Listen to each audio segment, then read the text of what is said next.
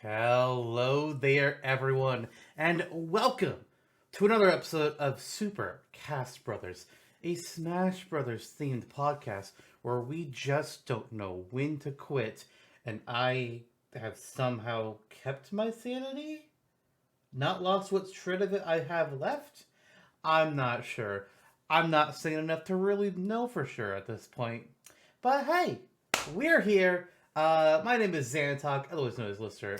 That's Jonno, otherwise known as Jonathan. He's the guy right down there if you're looking at the video. If you're just listening to this, he's the other voice that you'll hear behind besides mine. Yes, as it has gone for 78 episodes now.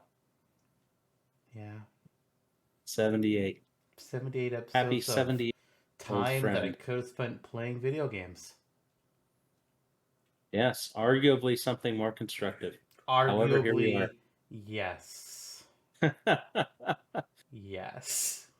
Like the Anywho, legendary Starfy. That would have been one to dig into. that Some you know decent what?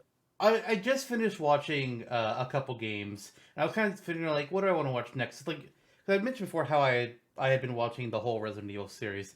I'm just like, Mhm. I don't want to jump into another long series of huge commitment just yet. Like, I want to watch some smaller stuff first. Maybe Starfy's a good thing to look up. I should go watch some Starfy. Like, I made They're a fun Starfy ones. stage years ago, Yeah. but I haven't made a Yeah. Starfy character moveset yet. hmm Maybe I should do And that. Mario Party Superstars, too. That's something they can watch that happens to be us, but not on Super Cast Brothers. That's true. We probably should have mentioned that at some point we did that. We should have. Oops. So yeah, I mean, to be fair though, it's not like it was a very short series, and it was kind of uploaded in its entirety in between our own episodes here, so we didn't really have a chance to. But now we are. So hey, if you would like to see John and I go head to head with some CPUs in Mario Party Superstars. I couldn't remember which game it was. Mario Party Superstars on the Nintendo Switch. Go to the Select Start Gaming channel on YouTube, and you'll find the series there. We went through all 5 boards. I don't remember what the winning streak or whatever the fuck was, and we're not going to say it here because you can go check it out yourself and find out who won more, me, Jonno, or the CPU. There you Well, I go. just hope it's not the latter.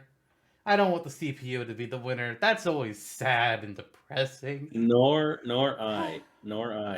Only thing that I'll say that I don't think is a spoiler is the computers sometimes are formidable. They're sometimes formidable, but then they're also sometimes dumb as rocks. Within the same Holy game, within the shit! same board. Like, oh my god. I wonder if like each character has their own CPU values. Like they have different things programmed for them to do, different intelligence levels. I wonder because we had them on normal. I think. Sure. But Yeah, I believe even so. then, like they were doing a lot more dumb things than I expected, but they're also being a lot smarter than expected at the same time. It's like, what is happening here? What is this AI? I don't know. It's weird as shit. My man Donkey Kong up in that shit. Also, least favorite map of the game, I'm just gonna say this. Yoshi's Tropical Island. It sucks. Episode 1 of the series. I don't At though, least I guess there's the gimmick of the that only one was map up. is that every time you land on a happening space, the star will move from one island to the other island. But for 95% of the match, it was on one island. Like, that's dumb. That is not a good way to do it. They could have changed it too. Keeping And it also 100% faithful. And also, they had the wumps that you had to pay money to go past to get to the other island. It's like, what? Yeah. Who likes this board? I'm sorry that you exist. I like the melons on the board. They look very realistic. The last melon. Yeah. And there's Yoshi who's just like sleeping on a banana. That's kind of fun. But besides that. Besides Birdo is in the entire series. You should watch it. Super Smash Party. Let's Yeah. go. The Smash next Party and award Smash is going Kart. to be Game & Watch's Treasure Hunt, where you are going underwater to get treasure from an octopus, and that's what the board is themed around. Well, okay. Can this now happen? It's actually kind of disappointing. It's not real. That was a good idea. Who said that's not real? Oh yeah. Introducing know. the latest and greatest endeavor of the Super Cast Brothers family, a video game production. No, I wish, man. I got so many ideas. Someone call in. We've Ebit. talked about it. We have several friends that want to make games, and I want to make games, but unfortunately, I have no skills. Yeah. You just have a mind for it. Yeah. The idea. I just have things I want to do, and I know how I want to do them, but I can't do them. Mm-hmm. These hands, they want to make something, but they didn't go to school. It almost like it felt like we were at the forge for a minute. Yes. Someone call Atri. I don't know who that. Oh, I heard. I heard you say something different. Like I heard A tree, but I call it E tree. Oh, okay. Yeah, that's what I was like. A tree. I don't. What the fuck's an A tree? What is this? Anyways, so this is the penultimate Smash Dress episode of the season, and as you've seen the last few seasons, we like to make this one be kind of dumb. I mean, yeah, why not? We've done I would say mostly serious matchups for most Smash Dressers. Sometimes it's characters like, neither characters are ever going to get in, but we pick characters like, okay, that kind of makes sense to discuss them in a way, or at least against each other. But then we always like to end a season with dumb shit like F-Type and Savvy Stylist, Fall Guy versus Crewmate. Well, yeah, we're doing that again. And we're also, we did the past few years, we're also going to have a pair of characters that aren't from video games. So, like how we did Spider-Man versus Goku, and that was a different thing. Ronald McDonald versus Burger King. Who will be in today's? Well, it's in the title. Again, I try to be coy about this, but it's always just like, what is... Read the title. If you didn't read the title, you'll fucking find out. Because first, we got to do our new thing. Rate their chances. RTC, baby. Let's go. We have 5 characters picked out. Some might be serious. Some are not. Definitely aren't. But we're going to discuss their merits and what our opinions are about them becoming playable in the next Smash Bros. Game. So, Jonno, why don't you kick things off with our first Rate Their Chances character today?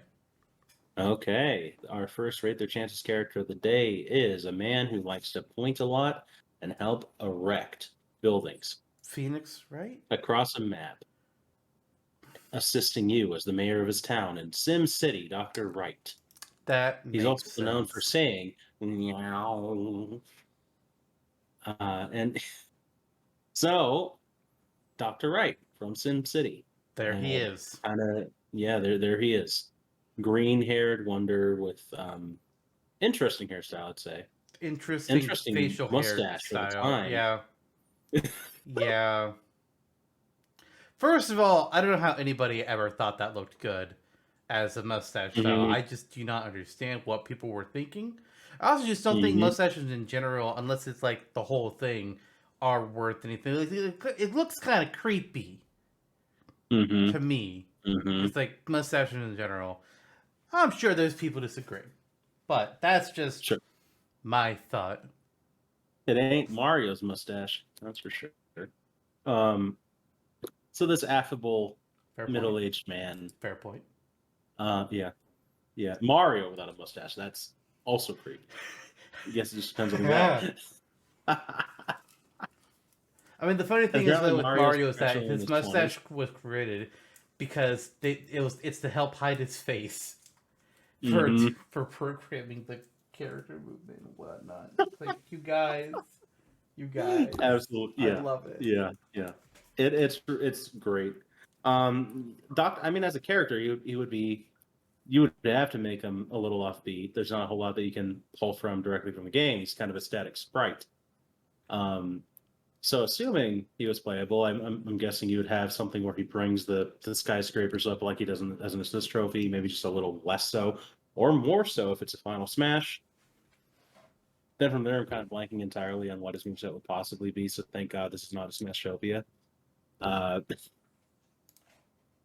As far as rating their chances go, I don't know about this guy. SimCity itself, it's attempted to come back over the years in various forms, mobile apps and whatnot. I see that smirk on your face, and I wonder what it means. You made a Dr. Wright moveset? What? In 2017. Oh, buddy.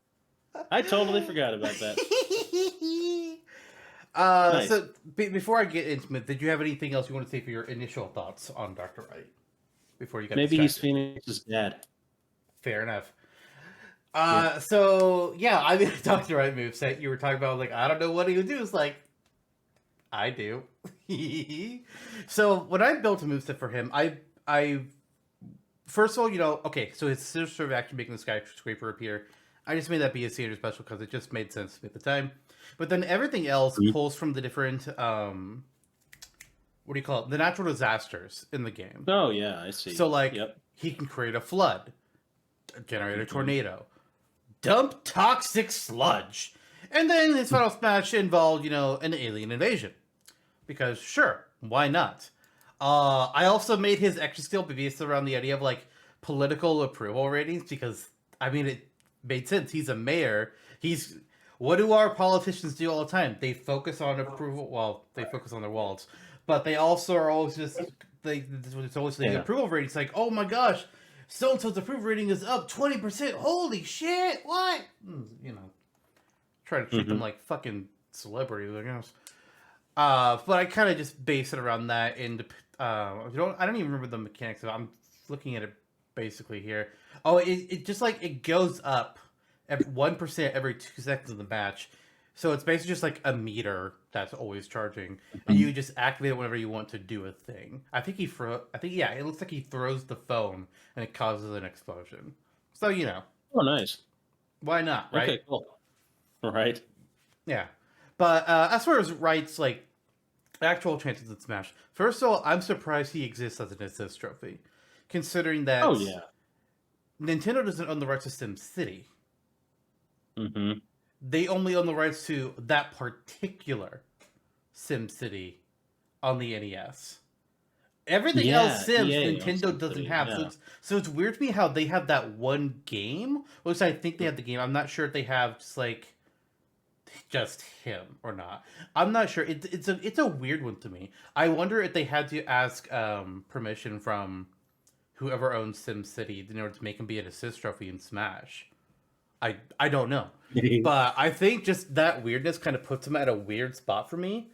There's also the fact that he is very much a retro character from the NES days.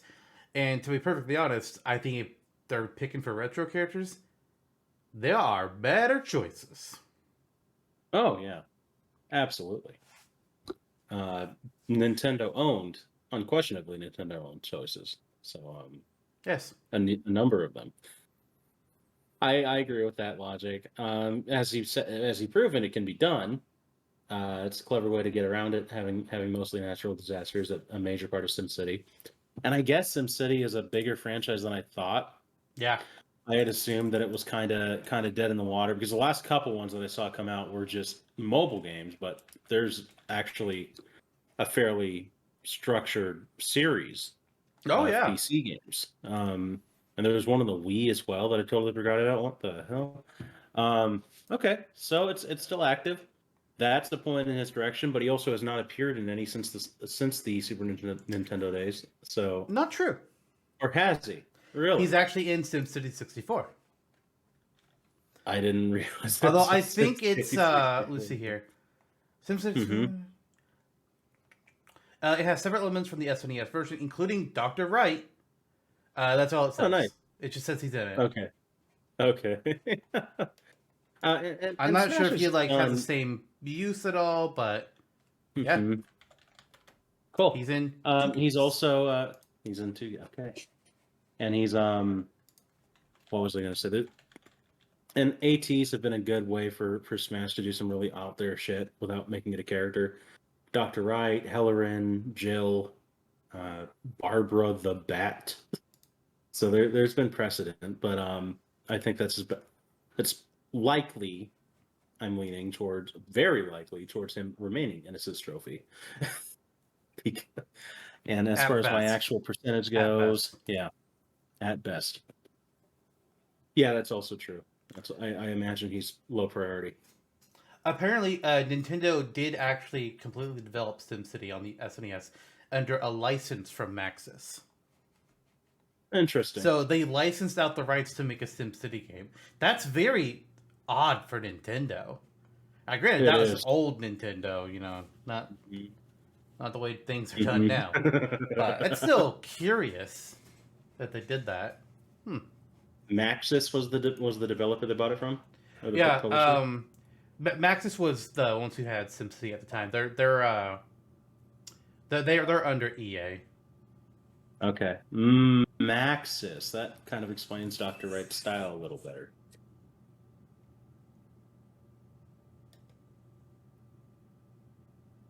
What? We'll leave it at that. Okay. Yep. Anyway, continue. I've said about all I need to say about him. More than I thought I would, actually. So I have a number in mind, I suppose. You want me to just spit it out, or you want to? This would be the time for that, yes. Okay. Working our way into it. 2%. 2%? Fair. I was thinking, something similarly low. I just wasn't sure how low I wanted to go. My maximum I was thinking was 5. But yeah. I'm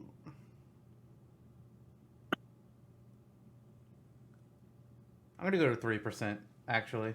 Okay. I'm feeling 3. So obviously that averages out to 2.5 because, simple math. Not a big deal. Simple math. Simple. The only kind of math I know how to do. That's true. That's true. Anywho, who's next?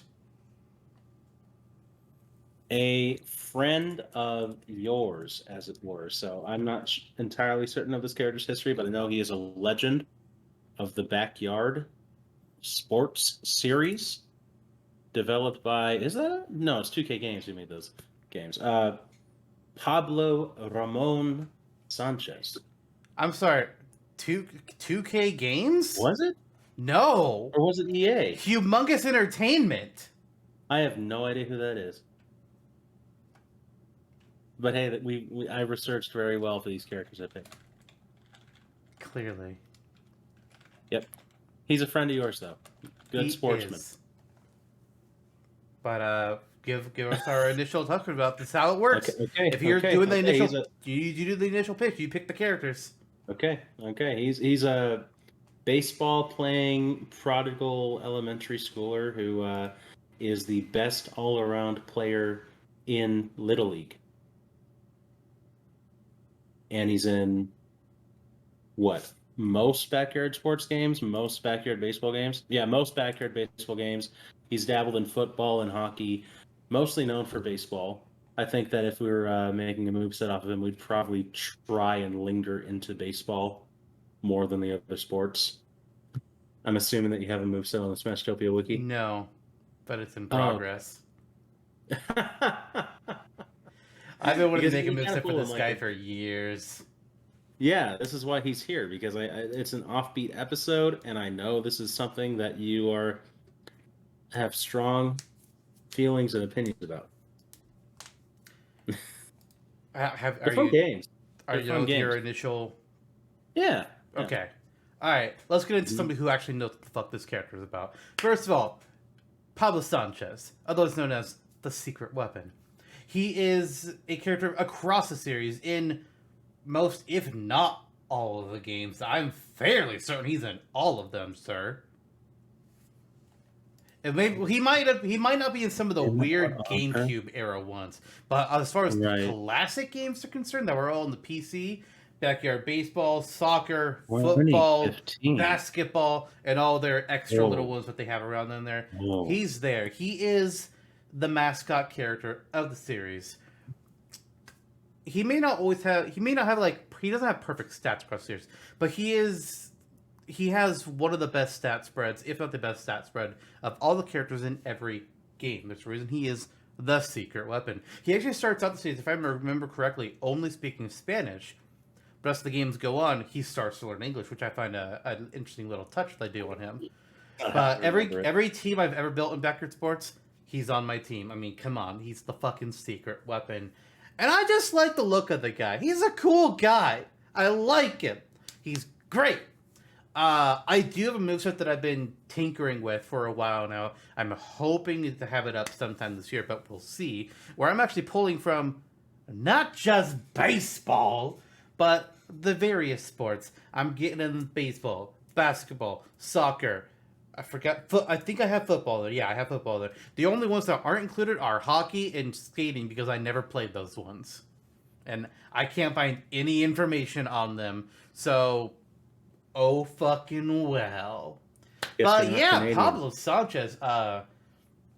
Games of my childhood, backyard sports games, which is funny because I don't like sports at all. It's like, no. Also, now owned by Atari. Apparently. Yeah. So, Atari, where's my new backyard sports game?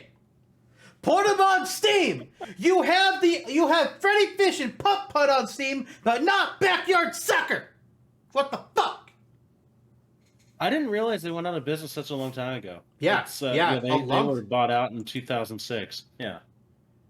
Well, it's funny because Humongous Entertainment also announced in 2021 that some of their games would be coming to the Switch. Oh, that's true. So we haven't seen any yet. But yeah, I don't know. The what's going on with Humongous is kind of weird. Apparently, they were bought by Atari, and then something else. Oh, the rights were transferred to Tomo in 2013. Backyard Sports was acquired by the Evergreen Group. So I guess the people who own the other Humongous Entertainment games don't own the Backyard Sports games. The Evergreen Group. Okay. Okay. Fucking I don't know, man. Maybe they're listening to this It's show. just what it says, and then when I click on their page, it just redirects to Backyard Baseball. Okay. So, I don't know. I don't know. I'm looking into Backyard Sports 2015, that Atari revival they tried doing on mobile. Looks bad. It scares me. The ones on like the GameCube and Wii era look so weird. Like there's a Pablo design for it, but that's not my Pablo. Yeah. Oh, not even like this one was. My Pablo is a little short kid with a pudgy tummy and bald. Their Pablo was average height and had hair. That ain't Pablo. It looks. Oh my god! It looks even worse. It went from the Wii era to this, and it's just bad. I'll send it to you as a private message for later. Yeah. It's bad. It's really bad. We don't acknowledge those existence. We only talk about the classic games here. Thank you very much. I think that's Pablo in the middle on that, which is sad. Okay, so you know what? He looks like Face from Nick Jr.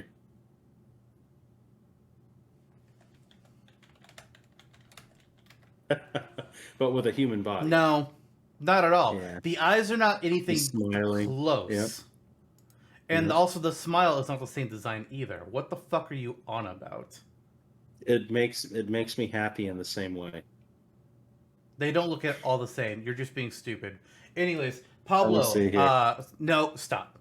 As much as I like the game, I like the I can see it. Them as a kid.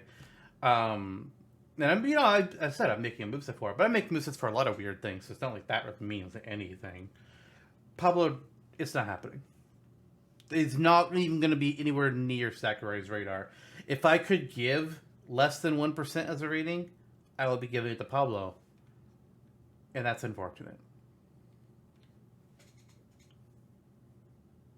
I got distracted looking at the designs. After 2005, the kid just falls off. They Big all time. do. They all do. As I said, those games don't exist. No, they don't. They don't Kind of like how we don't exist. acknowledge Banjo-Kazooie's remodel. So. Anyways, continue. Okay. I've done my Okay. bit. Now you do your part. That's how this works. I agree. Actually, I think he stands maybe a stronger chance than you might.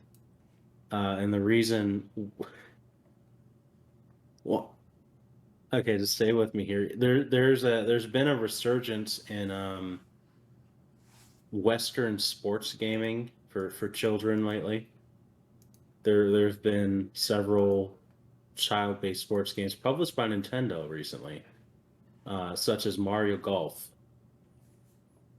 and Mario Tennis. And because those young games of sports are things that exist, maybe they'll look at this game from the past and they'll say, wow, this character should also be acknowledged as a children-friendly sports game character. And it'll touch their hearts. And he will be in the game. Anyway, I'd give him In like your a 1%. real opinion is, Yeah, I'd give him a 1%. yeah. Jesus Christ. No, it's like I like, again, yeah, I like Backyard Sports. I like Pablo. He's one of my favorite characters from the games. Mm-hmm. There's several characters that are like, if they're in the game, they're on my team. I don't even care if their stats aren't great. They are on my team. Gretchen Hasselhoff being one of them. But Bowser Jr. No, he's not in those games. This is not Mario Sports. Stop it. Stop it. Backyard Sports, Sakurai probably doesn't even know it exists. It's in a very weird area with rights.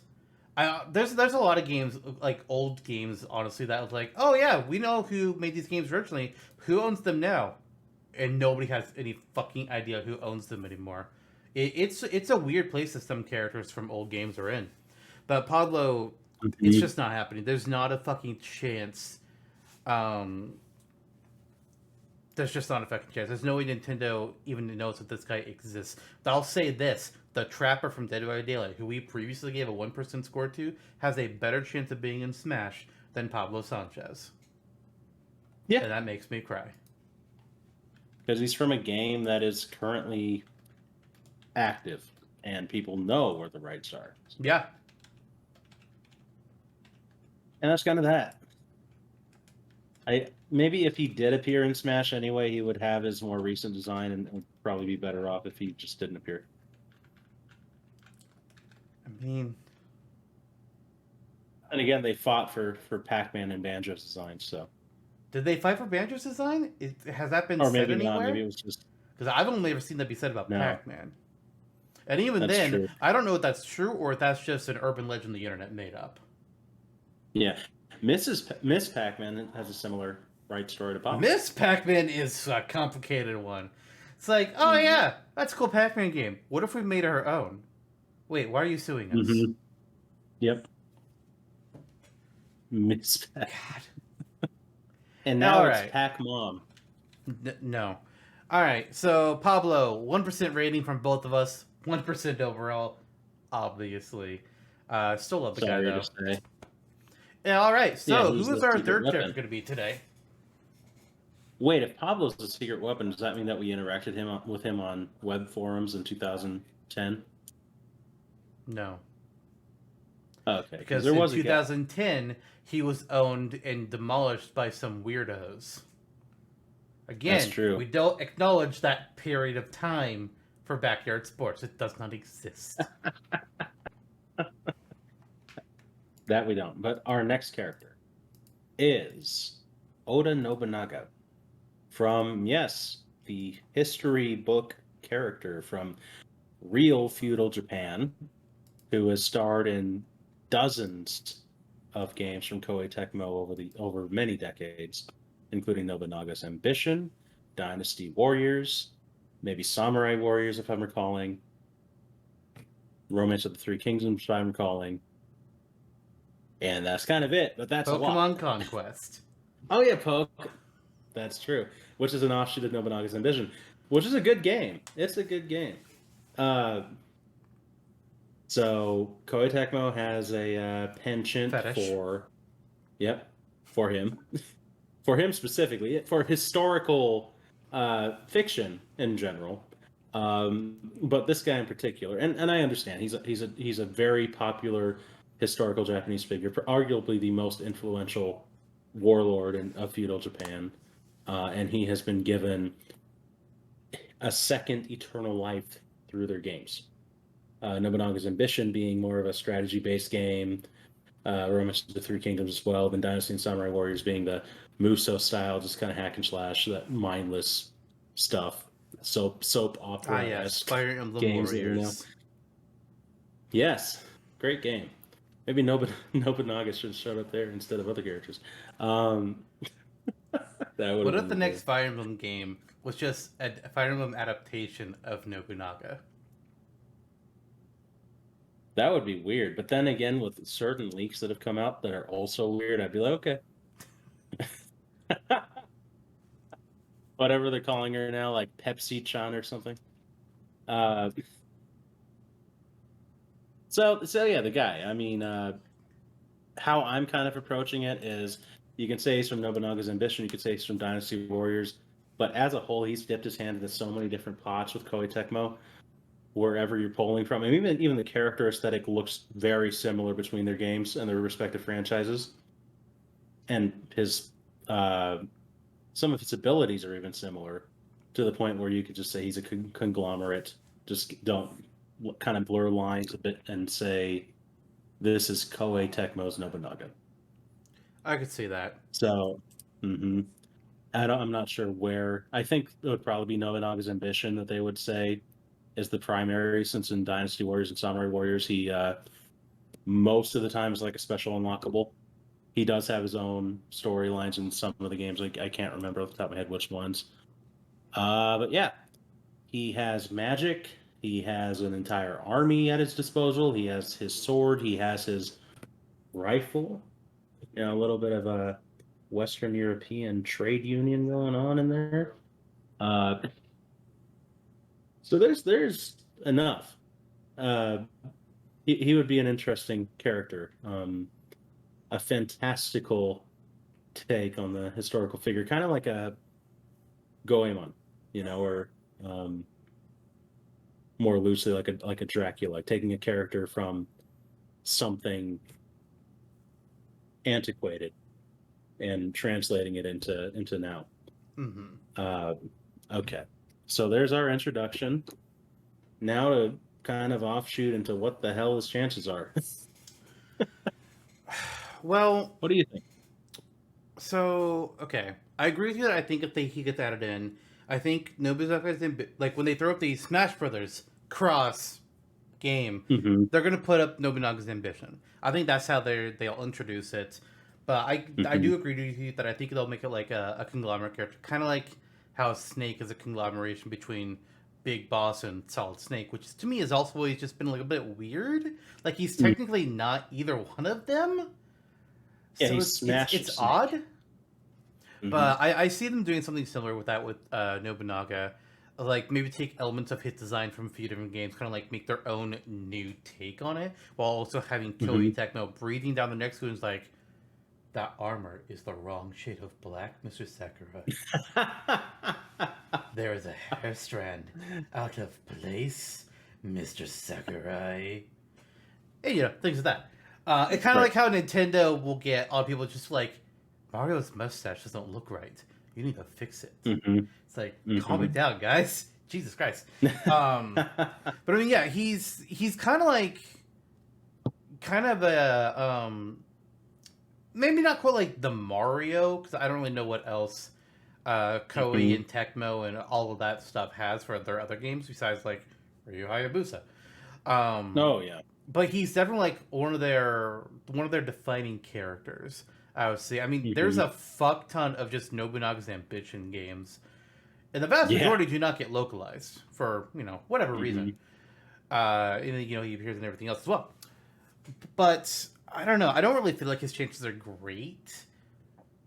It's kind of an odd one to me. Like, I don't know why Nintendo would be like, let's put in a character from Samurai Warriors or that same similar thing when they would be like Ryu Hayabusa. Ryu I feel Hayabusa. like Ryu, like if their eyes ever look anywhere in the vicinity of Koei Tecmo, they're gonna look at Ryu and not Nobunaga. Like Nobunaga, despite being again one of their major characters of Ryu, I would say is as well.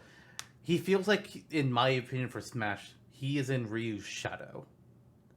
I don't think his chances are great. I think they're better than Pablo's, but I don't think they're great.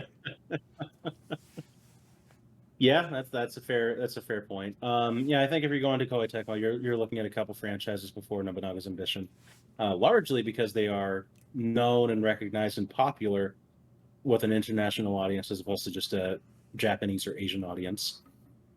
Nobunaga's Ambition, I think it's kind of, it hasn't made the translation here as well as some other titles, because you look at a Ninja Gaiden, it's a story of a ninja, very very it's arguably straightforward compared to a strategy game that could take you 4 to 5 hours to make it through one map. And the setting as well. I mean, there is a nationalist movement behind this guy and his history. Mm-hmm. That's going to be very popular in Japan, where because he's Japanese. Over here, it's going to take a little bit more to get consumers to give a shit. Yeah. I was right. thinking, granted, this is essentially me projecting something here, but I feel like it would Mhm. be weird to be putting a character into Smash Bros. And making a moveset for them that's a video game version of a real person. That's true. I don't know. That may just be me feeling something, but it seems odd. Like, he's still Sure. a video game version of this character, but there's just something about putting a real person in that. It just feels weird to me. Yeah. They could say the same thing about Goemon, who was I believe a real mythological given, because it's been so long ago, but a real character, a real person. Right. But I think this, because he has such an established history, and isn't just more or less a folktale, it is different. It would be like if Nintendo put in their codename Steam version of Abraham Lincoln in the game. That would be so weird. Except that's weirder than Nobunaga. Yes, largely because it'd be them putting in an American person, and a real American. Like, if they're going to put in a real person, it's going to be a real Japanese person, not a real American person. That'd be so stupid. It's like how back in the day they're like, put in Reggie. It's like, no, it would be Miyamoto or Sakurai if they put it. Reggie would admittedly be the bigger meme, though. Like, that man, I kind of wonder with that man, tangent here, how much of his memeing, at least in the beginning, was intentional. Eventually, he was leaning into it once he started realizing, like, oh, this is a thing. It's a thing now. But I wonder, like, in the beginning, like, did he realize when he made his introductory speech at E3? Did he realize what he was doing? Listen, people love to interview Reggie. I need somebody out there, nobody's watching this show, I need somebody out there to ask Reggie if he had any idea that people were going to make him a meme when he made that introductory speech. Did he have any clue what he was giving to the internet that day? He might. And how long after that did he decide to just be like, you know what, we're going to lean into this and we're just going to go comedy? Because that man is a star. Yep. I miss him. I miss that era of, a friendly, personality-driven Nintendo. Get Reggie in the MCU. Yeah. He shows up in She-Hulk. He's the Thing now. Yes! Reggie plays the Thing! Yes! Anyway, my body is ready. God. Okay. We got off the script there. It was a worthy detour. Absolutely. Oda Nobunaga, conglomerate of the Warriors and Ambition franchises, once a friend to the Pokemon. I would say if you're looking in the direction of Koei Tecmo, you will see him but you will not choose him over Hayabusa. And you likely won't choose him over Kasumi or Ayane either. And so I will say it's not impossible, but it feels pretty improbable. And I will give him an 8%. Ooh, that's actually a fair bit lower than where I was going to go, because I was going to give him a little bit of the Sakurai wild card factor. I was thinking of jumping him up to 15%. Okay, It's like that's fair. it's Give him a little more not shake. likely, but it's one of those just like, you know what? Sometimes weird things happen, and Yeah. he has. It's not like a Pablo or Dr. Wright where it's just like no. I He's feel not like no. he has something that you can build off of. Like there is legitimate reason to go with him. I just don't think it's likely that they would. Right. And it could be a case of soccer going to them saying, like, we want Ryo Hayabusa. And Koei Tecmo either says, consider Nobunaga, or, okay, but let's also, like a Square Enix situation. A Nobunaga me costume. Yeah. Yeah, Nobunaga me costume.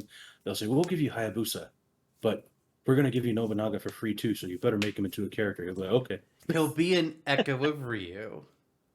Oh, God. Call in the from Street Fighter. Okay, even better. Ryu gets a third echo, and it's not a Kuma. Nope. What's given would also not make very third much. echo? Oh. Who's the second? He only has one echo. True. What the fuck? Second echo.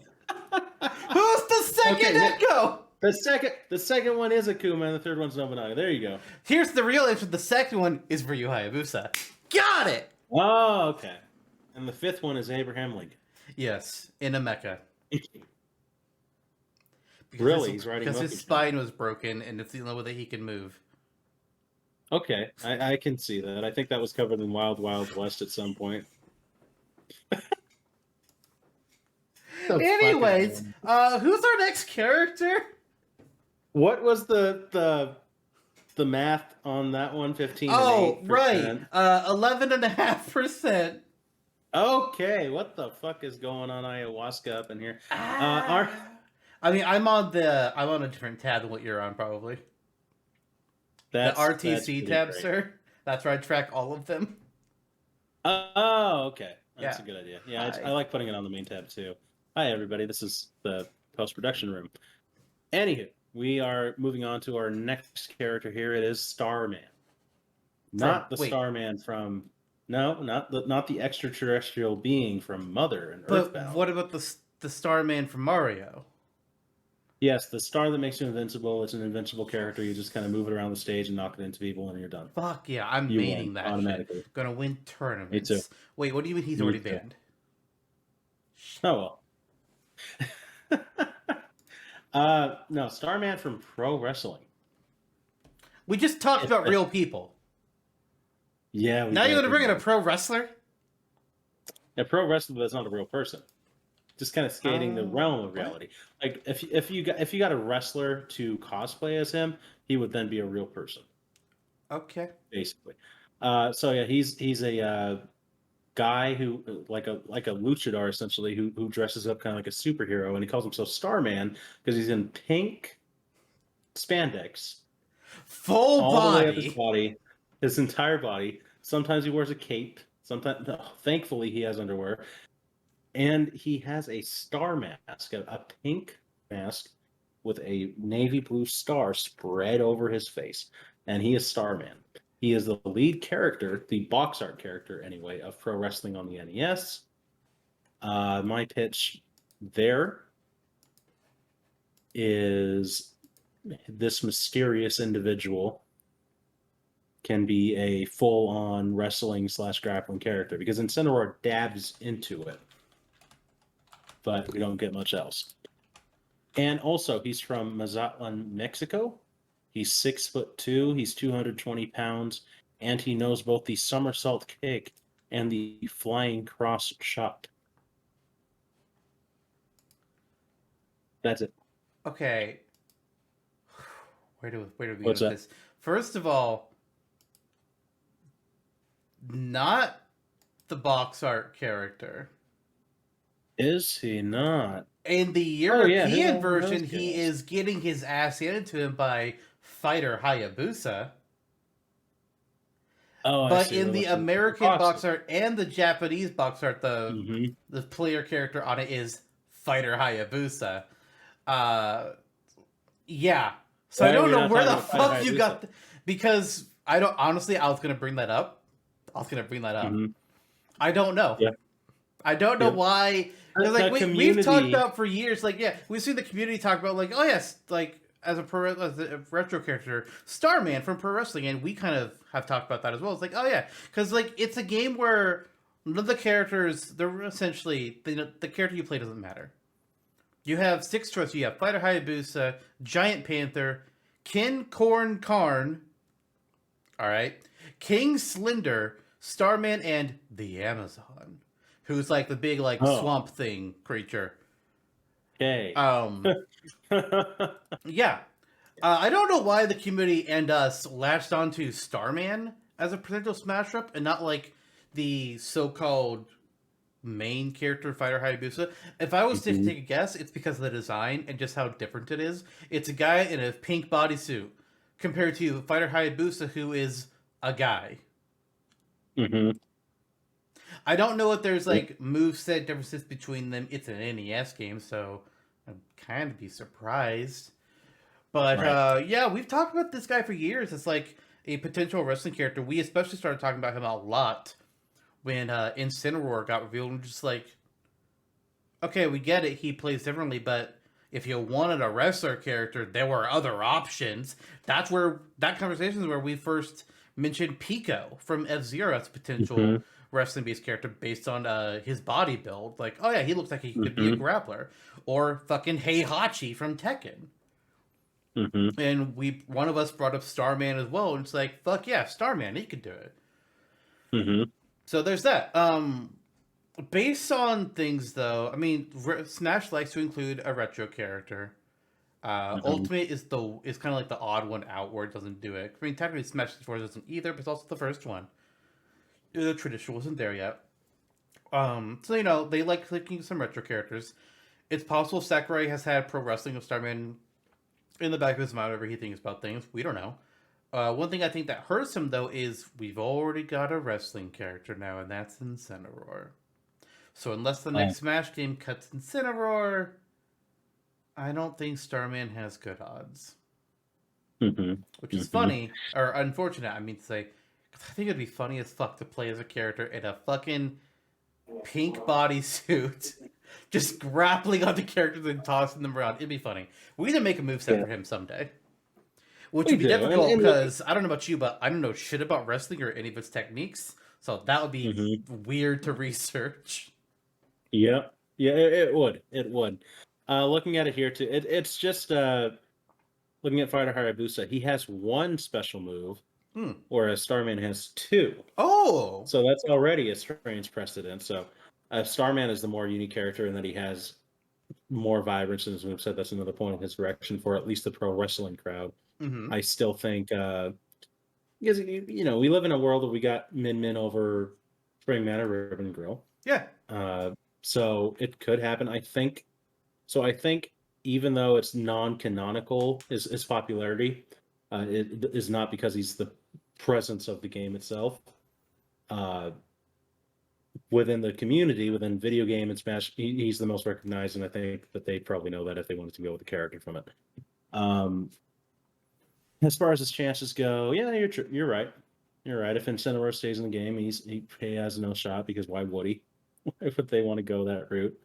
Um, there's umpteen other choices to go with for a retro character, and he only fits the mold if they want to fit that very specific billing. Um, They still can with Incineroar. I mean, I wouldn't think Heihachi would have been misrepresented on the in the game or someone like Mike Hager or whatever. It's just doesn't seem likely, Yeah. especially Unfortunately. with characters like Mike Hagar and Heihachi still on the table, who have more of a heartbeat than Yeah, Starman. but Mike Yeah. Hagar would be a good choice. He's kind of like he's half Street Fighter, which is funny because he's never been in Street Fighter. But the final fight in Street Fighter series are canonically connected. Street Fighter is actually connected to a fair different amount of games. Interestingly enough, Rival Schools being another one. Yeah, Yeah, but and others. yeah, like his only chance, unfortunately, is just like if they drop Incineroar up inside, they still want to have a wrestling character, and they look at their options. I like to see it happen, but the odds are low. Yeah. I even made a spirit battle for him where it's Incineroar. I'm pretty sure. I know I made a spirit battle for him, but Gotcha. As far as likelihood goes, it could happen. It's just whatever. I think that maybe it's a little more likely than Nobunaga, personally. At this venture, anyway, Nobunaga is still the more present character. So it's I'll just say vaguely more because he's a first-party character. And there's just kind of naturally a little less to compete between when you're considering that versus a bunch of third parties across the board. Plus, Sakurai likes to surprise us with what the fuck choices, and I don't think anybody would seriously consider Starman as a real possibility. Yeah, I think Starman would play very differently from Incineroar, but because the archetype is already there, it lessens its chances. So I would say 10%. I was going to go 5. Okay. And that whole 5% is Sakurai going, they figured out I was going to do Rub. They figured out I was going to do Duck Hunt. Well, they ain't going to figure out this one. That's funny. And that will average out to 7.5%. Not the lowest score we've given today. No. Now, before you reveal this next character, I want to go ahead and mention that so far with all of our Ruther chances we've done, characters that are from video games. Because, got a mustache for this year. And they add in video game characters. But we decided, because our final Smash Bros. Episodes of each season has a little bit of non-video game representation, that we would do the last character in Rate Their Chances as a non-video game character, which would technically mean they would have 0% chance, technically. But we are going to approach this next character as, what if Smash opened the floodgates and said, fourth-party characters are legal in the next game? So, with that, Jonno, who are we talking about today? Previously, we've talked about the likes of Spider-Man and Goku, Ronald McDonald and Burger King. The two characters we'll be talking about today as well. And naturally, this character is not any of them.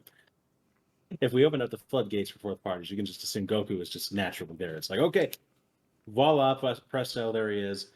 It wouldn't be as interesting to talk about as this character, because this is the big Chungus himself, one of the stars of multiverses. That joke is so stupid.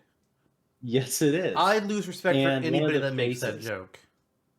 One of the that's a negative balance already. And one of the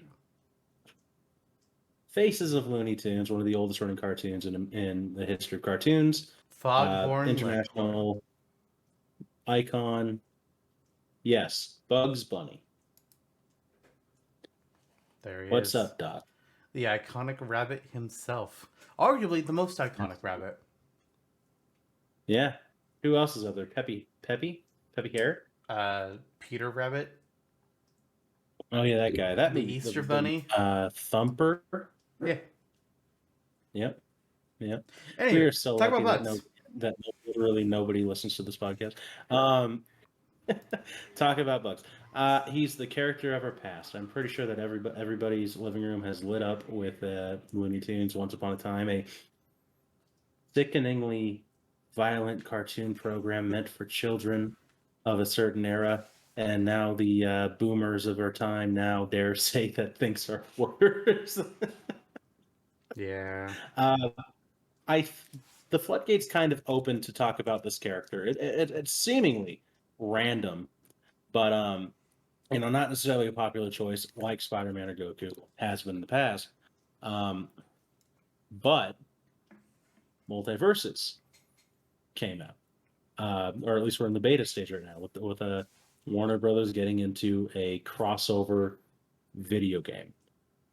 This one being a little different than Nickelodeon All Stars Brawl, even Smash, which kind of takes the basic concept of Smash and says not a video game crossover. It's a video game that crosses over various companies' television characters, and also LeBron James. Yes, the most important cartoon character of them all. LeBron Absolutely. James. Absolutely. So I mean, you don't just have WB characters, and you got your Bugs Bunny and Taz, and Those LeBron. they are WB characters. Yeah. Yes. I was getting to. You also have Arya Stark. You have Cartoon Network characters, who apparently some of them, like unseemingly to us before this game came out, fall under WB licensing, but aren't necessarily in the same stratus. And then Arya's HBO. That's not WB at all, but they just have made deals with them in the background. Arya is a book character, not owned by TV network. That's all. Yeah, that's also true. It's also true. So that's kind of where we're at. That's why we're talking about Bugs Bunny. And I guess as a character in Smash, he would pull from, perhaps largely from the influence of Multiverses for his moveset, which I have not played the beta yet. I know that you've played a little bit. Maybe you can give us a little bit of a quick little recap on what he might be capable of. Well, as far as how he plays in Multiverses, our friend Addles or Ozza would actually be a much better person to ask, because they like playing as Bugs. Bugs is one of their characters that they want to play as the most. And in fact, when the open beta released and a lot more characters were locked this time around that you had to earn points for to unlock, they wanted to play as Bugs, but Bugs was locked. And it's like, well, shit. That sucks. Mm-hmm. I was more of a... I like playing Arya Stark, actually, in Multiverses. A little bit of Wonder Woman. And I forget who the... Oh, yeah, it's Jake the Dog I like to play as a lot, even though I fucking refuse to watch that show. Bugs... I love that show. With Bugs, the potential fighter, you are doing a lot of cartoon bullshit. Just absolute, utter bullshit. Because that's what he does. He messes with the laws of physics and reality. Bugs Bunny is a cartoon god. He's a deity. Let's just be real. The shit he pulls has to be some kind of deity. There's just no way he's not. The only reason why the Monstars were not completely obliterated upon Bugs looking at them in Looney Tunes in the first Space Jam movie was because Bugs was bored. He wanted some entertainment. That's the only reason why they were immediately incinerated upon Death Beam. It's just how things go with Bugs Bunny. If he wants them to happen, it's going to happen. You know, it's just how it is. He is the Chuck Norris of cartoons. There you go. As far as getting into a 4 parties are allowed Smash Brothers game, I'm not sure. Honestly, this is a hard one to judge for multiple reasons. As you mentioned, Goku will be the very first character added to a 4 party allowed Smash game. There's just nothing that would stop that. The real question we have to ask ourselves is anything Western even being debated? That's the real question. The most likely Western-based character that would get in after everybody else is Spider-Man, because Japan fucking loves Spider-Man. But as far as other Western-based properties are concerned, your SpongeBob's, your Bugs Bunnies, your Batman and Harry Potter, your Arya Stark, your Beetlejuice. I don't know. It's kind of a weird spot. Like, I have a general range of where I'm feeling with this, but it's difficult not just because how do we properly rate the chances of a 4th party character, but also one that is not a Japanese character. I'm waffling around in a few different areas because I really don't know how to score Bugs. I'm looking up just like, is Looney Tunes popular in Japan? um, yes, apparently, per the opinions of forum users from 2009 at the very least, uh, Looney Tunes is fairly. I can speak to a Filipino cultural standpoint that they're obsessed with Looney Tunes, and Tweety Bird, Sylvester, Bugs Bunny are all up there with the very ubiquitous characters in the Philippines. It looks like it's very similar in Japan, and I guess I get it because in the it was the 40s, just kind of opening the floodgates to American media for the first time. You're going to be getting a lot of Looney Tunes. It was just like they got a lot of Popeye, and that's what I love Popeye over there. And the character still has a presence. With how saturated the market has become for cartoons, not as much of a presence, but still known and respected by modern audiences. And again, Space Jam 2 is a thing. We got LeBron and Multiverses. It's a big old thumbs up from both of us, I'm sure. Not my So, Space Jam. yeah, your Space Jam had Pablo Sanchez in it. Yes. Yes. And Freddie Fish. Yes. Very good.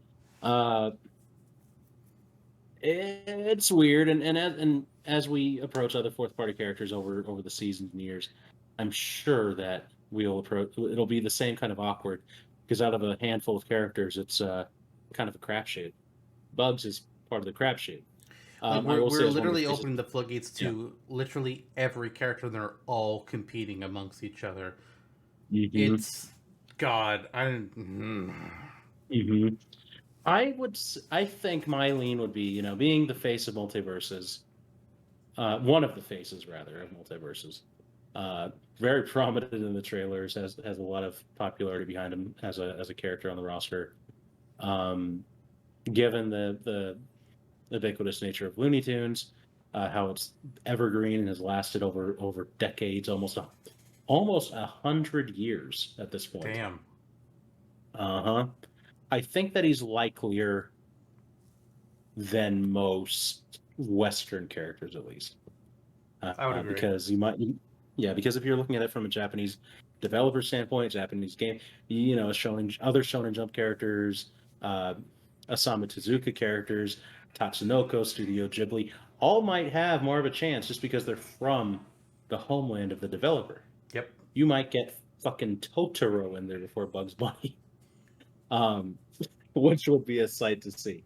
But I am going to lean into it, and I will say, in the realm of a game with multiple fourth party characters, and it's just accepted as law, which is luckily not the universe we live in yet. I would say Bugs, I'll give him like a 20% chance. Man, you're over here talking up all this stuff on Bugs, saying that how you think he's like there, and you give a number lower than what my initial range was. Yeah. Wow, I mean, 20 was the lowest I was thinking of going. Okay. Wow, okay. So, that's interesting to me. So you went 20%. Okay, sure. Mhm. So for me, I was thinking, the first, like I said, 20 was kind of the low end of where I was going with mine. But when you were mentioning how Looney Tunes is actually well known in Japan and popular, probably less so with today's youth and more so with, Sakurai's age bracket. Yeah. Mm-hmm. Mm-hmm. I'm with Bugs, with a lot of the other characters that they would be considering, your Goku's, your Spider-Man, they're gonna have more serious takes on movesets. Bugs would be a chance to do something weird. To do something, I don't know, loony. Yeah, I think they'd have fun with that. Because, I don't really know how his moveset works on Multiverses, otherwise I'll go into it. I know one of his attacks involves, I think he can make a fucking portal. And he can also What? create a safe, and he can kick that safe, and then it just appears out of the portal, maybe with an anvil. Again, Ozza would be a better person to ask about Bugs Bunny's moveset because they Mhm. actually play Bugs, and they know more of what he can do. I'm just over here, just like stretchy dog, stretch, yee. Um, I'm Mhm. gonna get Bugs a 30. I'm going 30%. Uh, Okay. Part of me wonders if it's high, and that's all just because like we are literally open the floodgates to every character, and there's just so many possibilities. But I think he'd be a character that Sakurai would at least have some fun with. So yeah, Mhm. 30%, Wait. easy, Okay. easy narrows itself down to 25%, which is honestly respectable. Absolutely. And Okay. Now, we what have about LeBron? uh, well, we can't give a 0, so I'm gonna say 1. Okay. Sounds fair. Yep, 1%. Okay, so Right. we've gone through our rate the chances. Uh, each season or each episode, I think we spent more time on rate the chances than we really thought we were going to, and that includes today. So we will. There's a decent chance that we'll revisit things next season, but we'll kind of see. We'll want to look at like the timestamps of things for each episode that we've done so far. But now we've gone through those, it's time to actually get into our main topic: Oh yeah. the Smash or Dash. We've got two matchups here for you. As always, our first one is, well, it's two pairs, groups, Mm-hmm. types of Yeah. characters that are Yeah. completely controlled by the player and have no real thoughts of their own. And that you tell them to do thing, then Monkey gonna do the thing. Mm-hmm. And they are Mm-hmm. the Sims from The Sims and the Lemmings from Yeah. Lemmings. Lemmings. So, Jonno, why don't you go ahead and start off by telling us about The Sims here? Okay. The Sims are from as you say, the titular gaming franchise, The Sims. A franchise that I think we both have only dabbled our toes into a little bit. I know I played Sims 4 when I was much younger, and I played a little bit of Sims on mobile when I'm oddly bored, stuck in, let's say, a train station for way too long, or a doctor's office. So it's been a thing. I get it. It's a game where you take people, you build your own town, and you can essentially play God and look over everyone in your city and influence their lives. So you can create some real chaos, or you can, if you're a nerd, you can go into it and just and develop a utopian city, which most people who play The Sims don't do. They go in there as agents of chaos and ruin everything within 5 minutes. Uh, First, we remove the door. Then, we set the house mhm. on fire. Yep, yep, yep. Congratulations on the new baby, guys. Then, we added a shark with laser eyes. Yeah. And apparently, So all you're clowns are throwing, evil in yeah. The Sims. Checks out. Checks out, honestly, just like real life. The Grim Reaper is Uh, also in The Sims. yes, that's also true. It is a super memey series that I think has actually picked up in popularity. I know like a lot of kids now are going into Sims 4, for instance, and modding it and doing all Oh, sorts of yeah. clezy shit. It's gotten a lot of Um, DLC, and it is expensive to buy everything. it is an EA game. It's true. So it's if SimCity, it's a more uh, repressed approach, your respectable approach to building a city and managing it to a T. This is looming into the everyday lives of the people in those cities and ruining them and Yes. having a blast doing it. That's pretty much all it is. So I'm assuming a sim character, similarly to the villager and meat fighters. It's an avatar. You would have 8 to 10 costumes that are all different sims. They would talk in Simglish in all of their taunts and victory poses. Move over minions. and because they were one of the first progenitors of strange languages in 3D animation. It's true. And I go besides Woohoo! that, yeah, woohoo. So you would have to be very liberal with the logic that you apply to making this character. Yeah. It would be extremely wacky, and I think the crazier you get with it, probably the better. To the point where I don't know, more so than Dr. Wright. I don't know where that would go. And I'm sure there's someone on Smashboards who's made a moveset, and that's great. I'm sure that you're going to say, I am making a moveset. I am making a moveset this year for The Sims. Well, Are you? Here's the thing. No. Yeah. Okay, great. You're making it for the Lemmings, aren't you? You're making it for the Lemmings. Well, a lemming is a small rodent usually found in or near the Arctic and tundra biomes. Lemmings form the subfamily Arbicolidae, also known as microtenet, together with full. Oh wait, hold on. This article is about the rodent. The video game see Lemmings video. Oh, my bad. Here we go. Lemmings is the puzzle strategy video game originally developed by DMA Design and published by Psygnosis for the Amiga in 1991 and later ported to numerous other platforms. That's what we're talking about.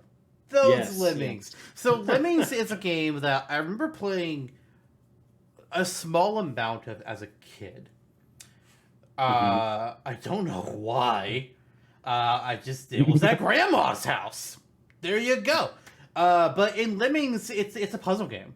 It's honestly a puzzle game. I mean, I already said that it's a puzzle strategy game. But your whole goal is you have these group of characters called Lemmings. They look like that in the picture there. They're just like little small people. They got green hair. They got blue shirts. And they have pickaxes as well as other things. And you're basically trying to guide a group of Lemmings from point A to point B. Mm-hmm. And you have to command them to perform different tasks or to create a path to point A and point B. Sometimes they need to climb a ladder or build a bridge or dig a tunnel.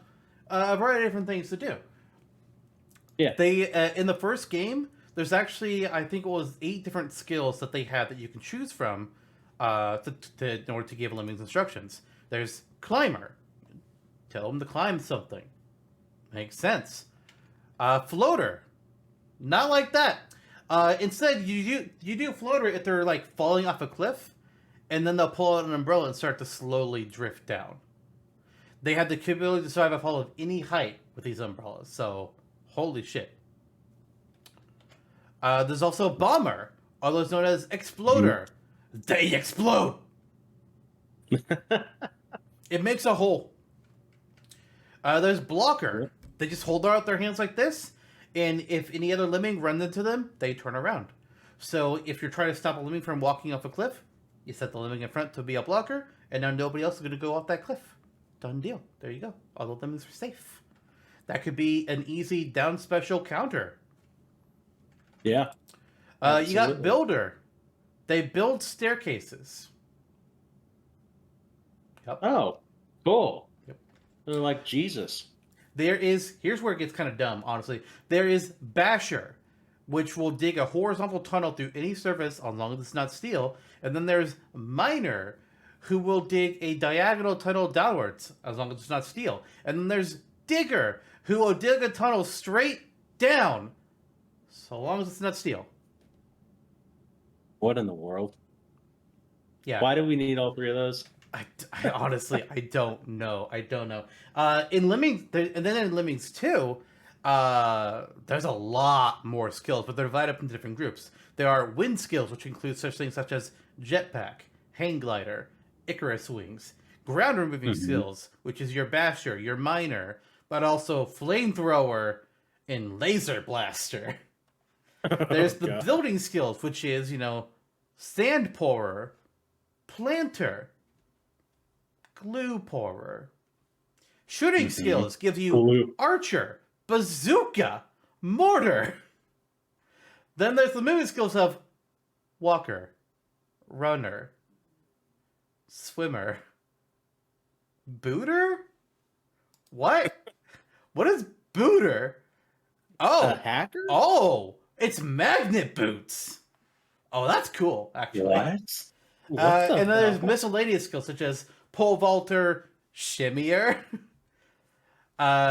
diver, not the diver character that's on Smash 2, but different.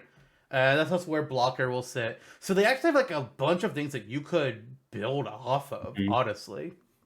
Whereas Sims are just like a villager, but on crack. Yeah. Yeah. Yeah. There's one thing that I would say for a Sims moveset that I want. One, I want the crystal above the Sims character's head, but I don't want it to do anything. I've seen some movesets where people talk about how, like, oh, they could, like, stab people with the crystal. I'm just like, no! No! Stop that! The crystal is there, but as aesthetic only. It is not used for stabbing. It's also the series emblem. Nice. But you know, I'm trying. Yeah, there's more Lemmings than meets the eye. I think for the average viewer, which may be like somewhere between you and I, there may be a bias towards the Sims because it's the more known series now. mm-hmm. By a significant point. I'm sure Lemmings is still around to a degree, but it's more product of the past than Sims is contemporary. Especially in that game design, it's like you have someone who digs up, someone who digs down. It's like, okay. To be fair, fair, the original Lemmings game was released in '91, and it was a puzzle game. Yeah, that's true. So it's not like the standard Lemmings that we come to know, where you're bringing them across in a line. Funny about that, every time I hear talk about Lemmings, play Lemmings, look into Lemmings, in any scene now, I'm thinking about how Lemmings got their whole shtick, why this game series potentially exists, how the term lemming, be a lemming in a line, came to be. Being someone who follows kind of just a public onset of mainstream ideas. It came from White Wilderness, the Disney documentary, in the 1950s, where they recorded Lemmings for, I think, one of the first recorded documentaries about them in the Antarctic, where the documentarian had filmed them en masse, dying by suicide, falling off the side of a cliff. Then it turned out all that was fake. And they got a truck, loaded Lemmings into them, and forced them off of the truck, off of the cliff, to make a more interesting documentary. We're talking about the animals, right? Yeah. Okay, the real life animals. Listen, PETA, you're a shitty company, but that's something that you should actually look at, and not the bullshit that you do look at. Yeah, like Pokemon, whatever. Yeah, because as we all know, a lemming, the small rodent, usually found in or near the Arctic and tundra biomes.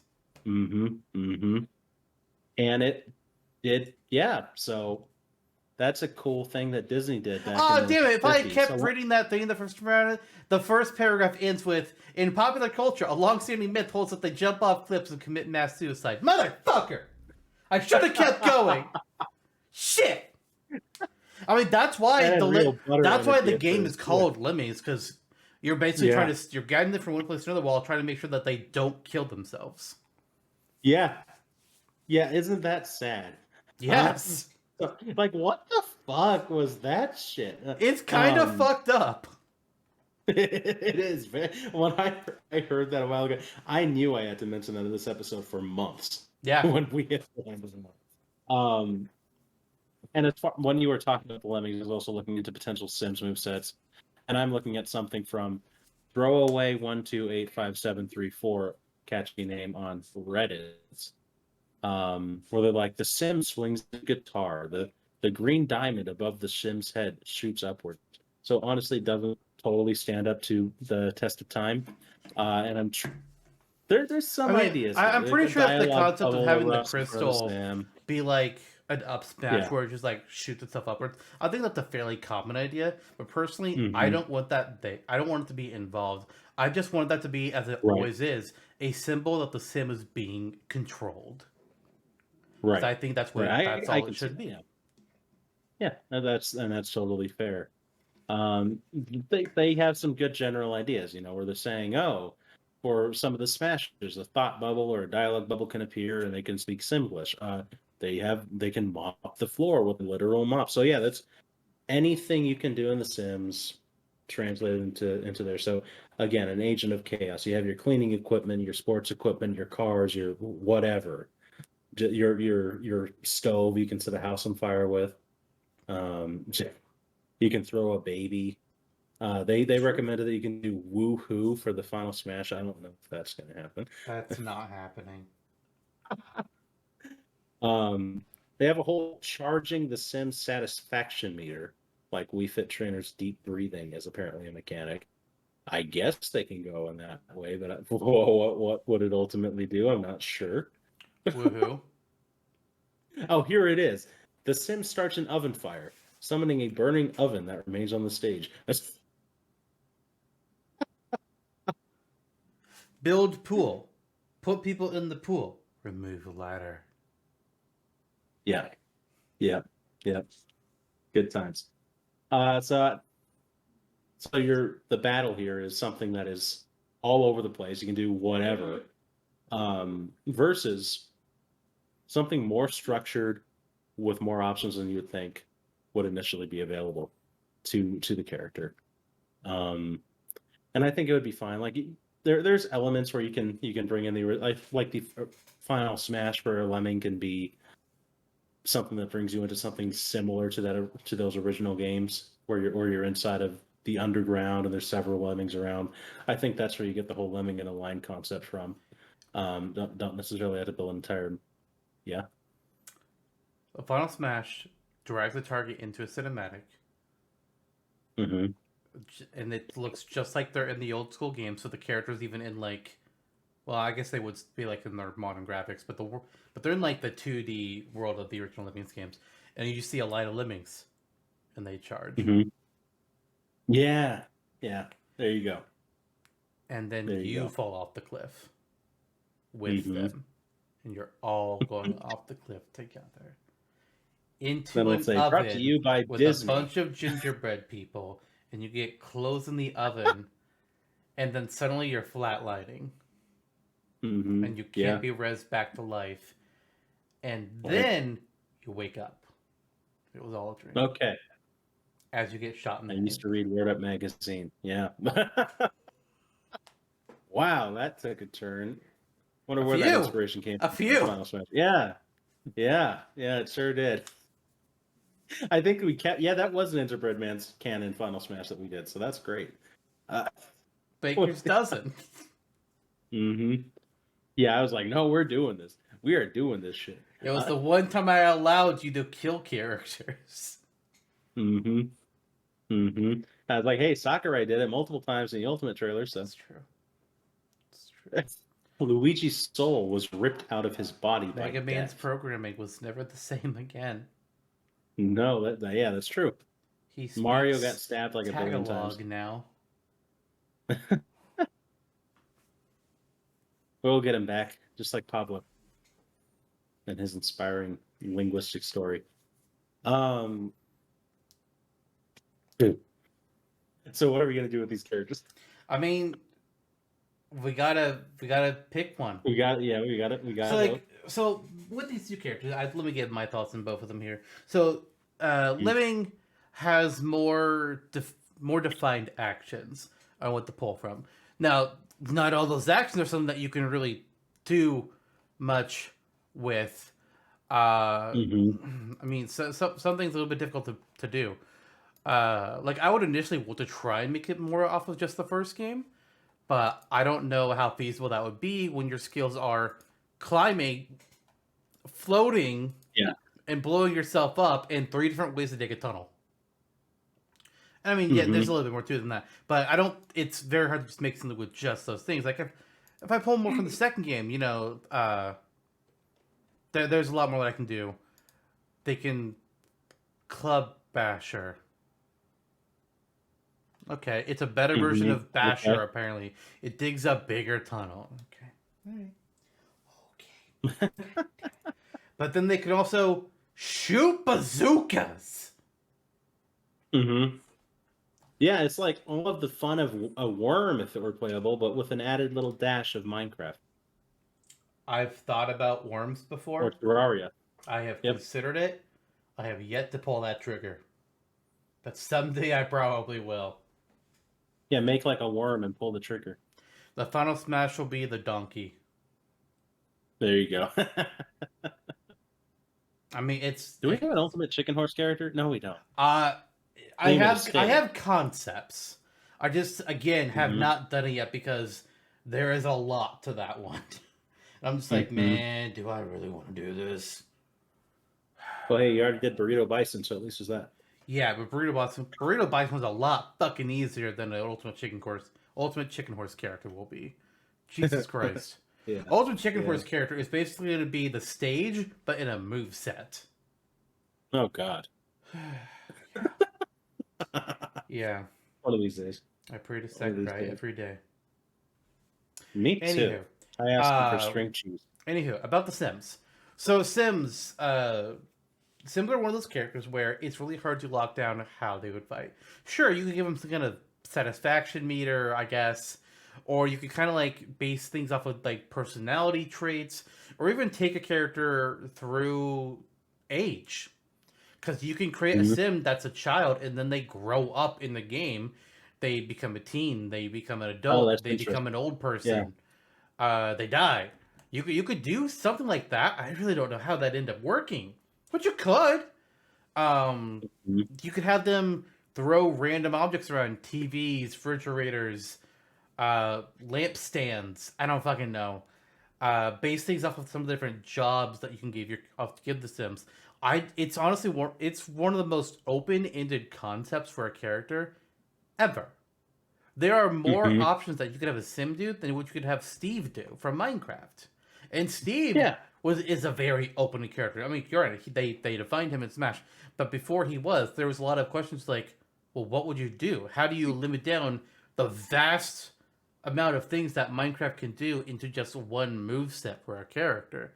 They did it, but Mhm. even then, there's a lot that feels like it got left out. Like match potions and whatnot are completely not there, and it feels like they could have been.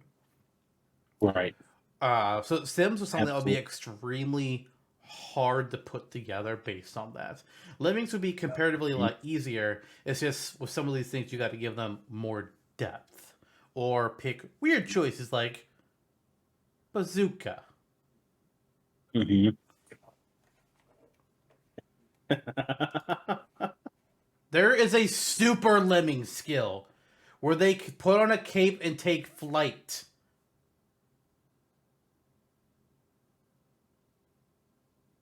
I'll give it to them. There's a lot more to them than meets the eye. Yeah. There is. Mm-hmm. At this point, I don't really know what else I really have to say about the both of these. Mm-hmm. With Sims, like you could also just have them involve like some of the weird characters that are involved, like bring in the alien or the Grim Reaper, a clown, um, a mime. You could have them just some of these weird things that happen. I Yeah, don't know. absolutely. There's a lot that you could do and kind of go wild with, honestly. Yeah, you can. And yeah, it's an interesting discussion because they're such offbeat characters as we've been discussing them. My mind's been kind of ambivalent. I've been going back and forth on it fairly constantly. But a vote's a vote, and I guess that's where we're headed. So who wants to put in the first vote on the ballot? Well, how strongly do you feel about your vote? Eh, I could go either way, even still. Honestly, I Wait. kind of could too. Like, Mm-hmm. I would want both of these for different reasons. Mm-hmm. What I will break it down like lemmings are more defined, and that is attractive when thinking about them initially. Um, the Sims are a great idea because they're such a popular thing. You know that we're going to be memeing on people with them. It would be funny and entertaining. And once somebody executes that moveset right, I think it would be more interesting and arguably probably more fun than a Lemming. I agree with what But you're more saying disjointed. entirely. Yeah. Yeah. Like that's where my mind is. Definitely was just like Lemming. I can imagine it better. I can see what goes on here. Sims. hmm It's that legacy playing as a fucking sim. Okay, but I can't envision how that's going to look or work or function or anything, and that's what prevents me from just immediately saying them. hmm hmm Yeah. And it's difficult because doing it right, they would probably be the better character, in my opinion, to move forward. But what does doing it right look like for such an open-ended book? Given that may not be the entirety of what Smasher Dash is about. It's like if you prefer the Sims idea because of the potential, we don't need to figure out the potential here to vote for them. Here's what I'm thinking. I'm going to put this Mm-hmm. down because we need to put it down so we can move on to the next matchup. Mm-hmm. Smash or Dash is not about us making a character or making a concept. We don't really have to limit ourselves in this way. It's more about what we want to see. Yeah. Regardless of any restrictions or rules. Mm-hmm. On the one hand, I want to see The Sims because that would be fucking. I mean, both of these would be fucking funny. Beating people up as a Sim or a Lemming. It would be hilarious to do it. Sims are like. They are the original Sim life game. People talk about Animal Crossing. People talk about Don't Starve. People talk about 7 Days to Die or Stardew Valley. Stardew Valley. But Yeah. The Sims is the sim game. Lemmings is a Mm-hmm. puzzle game, and it's one that I have a little bit more personal connection to from childhood, which is why it's like still in contention for me. And that's part of why I would want it, because also like their design is so simplistic. It's just something very Yeah. charming about the design. Yeah, they're attractive in a sense. And Not in, I'm like I keep on like going back and forth on repeat. Like I'm trying to like say which one I want, but I my mind cannot make a decision. That's where I was at. I think I may have a little more concrete of one. I'm gonna. You do? Yeah. What do you have? Yes. Yes. I had mentioned that within this scope, we don't have to necessarily vote in a certain direction because of the improbability of us coming up with a moveset on the spot for these characters. But when we're going through it, we're saying they're super, they're bazooka carrying. There's a strategy. I'm actually leaning towards Lemmings. I think more as a concrete, and it's because it's a more concrete idea to me. I think and looking ahead, I think if they move forward, it will be less of a tooth pulling conversation in the Tournament of Champions. For instance. I've been looking at this picture, just staring at that face, and I want to say Lemmings.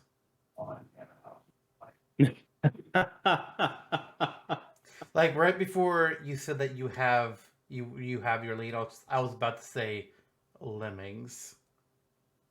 Yeah. Not where I thought that was going to go. Me either. I went into this assuming we were gonna say Sims, but there we go. Mm-hmm.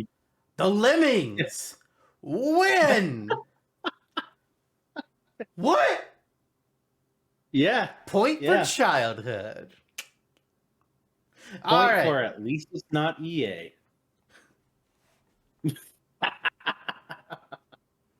You joke. All right, so let's go ahead and move on to our second matchup then. This is where it's going to get even feckin' weirder because we're talking about two non-video game characters. We are talking about, first, a legend in the world of sports.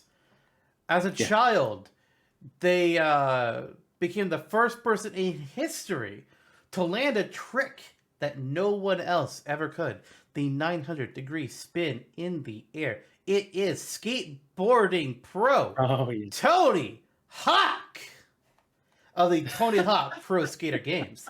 And his opponent, Jonno, if you would.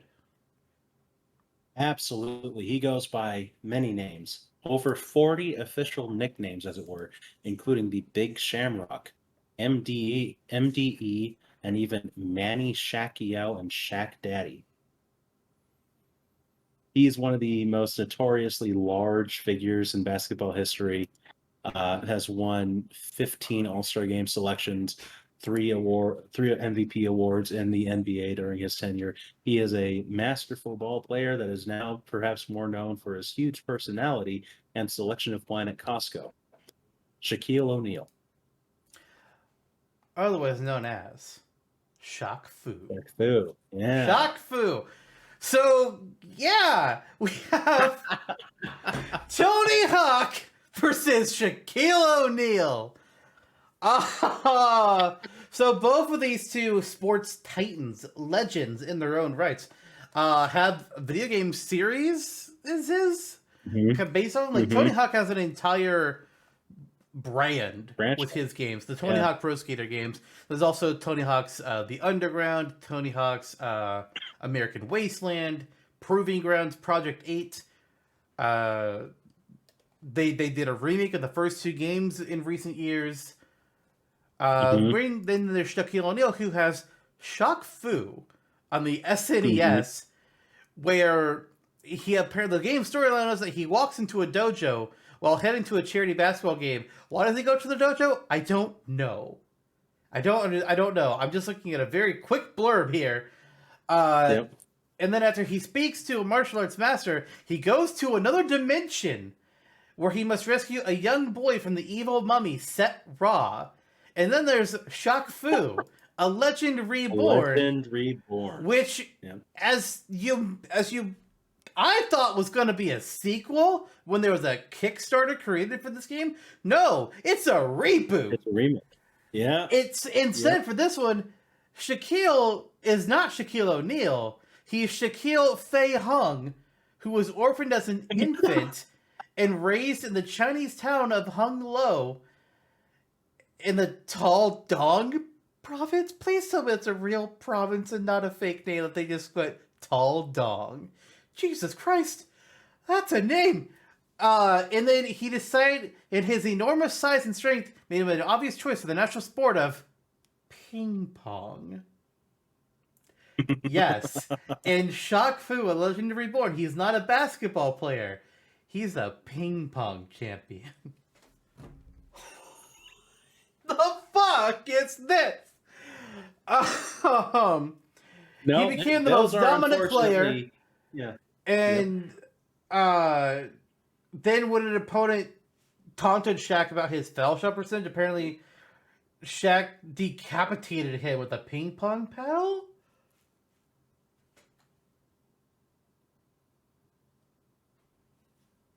What? Also, apparently he has a costume where he's a cactus. Shaq Fu. What drugs were you made on? What the fuck?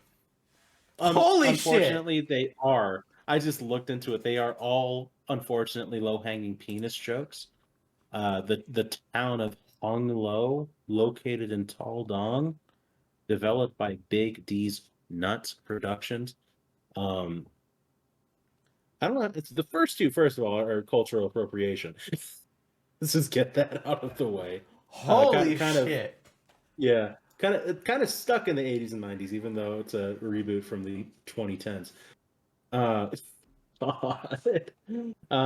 Yeah, I mean, that's the energy of Shaq Fu, I suppose. What is this game? Also, Barack Obama is in the game. I was reading Dirty Barry. Yeah. He's a master of kung fu and democracy, and he's even the main character in a DLC.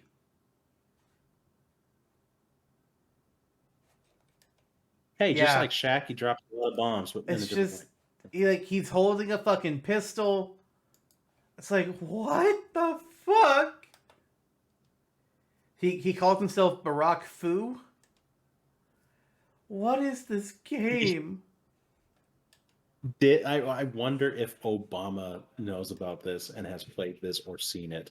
I'm sure Oh my somebody God. has told him about it. There's also a Justin Bieber parody called Babyface, who's a minor antagonist. He's Oh the God. third boss in the game.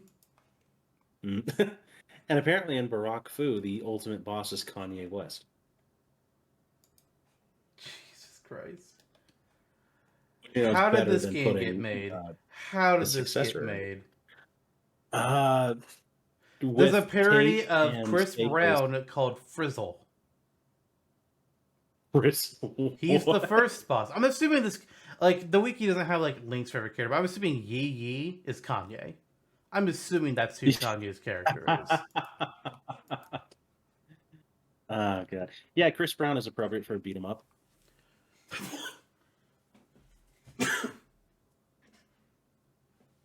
Jesus. Compared to Tony Hawk Pro Skater, which is just, a friendly skateboarding game where you just do a bunch of skateboarding tricks. You earn points, you collect SKATE letters, and a bunch of other little collectibles, and you're jumping gaps and doing hidden tricks. And there's also a bunch of secret bonus characters like Officer Dick. Oh, so we're getting into that again. Yes, except in the remake, Officer Dick is actually Jack Black. Like they had Jack Black model the character. I'm not kidding. Oh my God. The series actually has a awesome. lot of secret characters. There's quite a few.